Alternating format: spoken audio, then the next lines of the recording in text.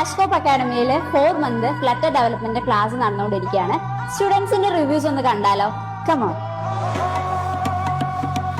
Okay, നമ്മുടെ അക്കാഡമിയിൽ ഒരുപാട് കോഴ്സുകളുണ്ട്. അപ്പൊ അതിന് ഫ്ലറ്റർ ചൂസ് ചെയ്യാൻ എന്താ കാരണം?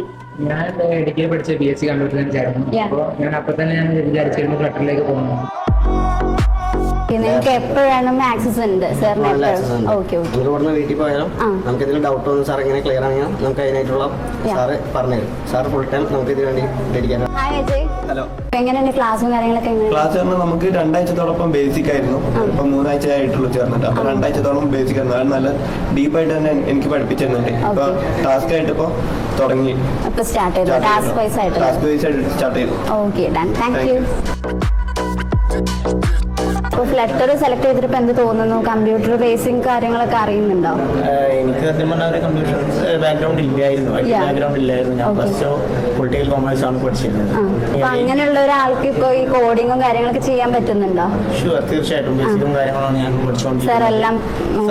അതെ, ഉനീസ് സാർ നല്ല രീതിയിൽ തന്നെ നമുക്ക് കാര്യങ്ങളൊക്കെ പഠിപ്പിച്ചു തരുന്നുണ്ട്. സത്യം പറഞ്ഞാൽ എനിക്കിത് കഴിയുമെന്നുള്ളൊരു കൺഫ്യൂഷൻ ഉണ്ടായിരുന്നു. പക്ഷേ സിറ്റുവേഷനിൽ എടുത്ത കാര്യങ്ങളൊക്കെ ബേസിക്കും കാര്യങ്ങളൊക്കെ നല്ല രീതിയിൽ തന്നെ എപ്പോൾ വേണമെങ്കിലും ഡൗട്ട്സും കാര്യങ്ങളൊക്കെ ക്ലിയർ ചെയ്യും. തീർച്ചയായിട്ടും.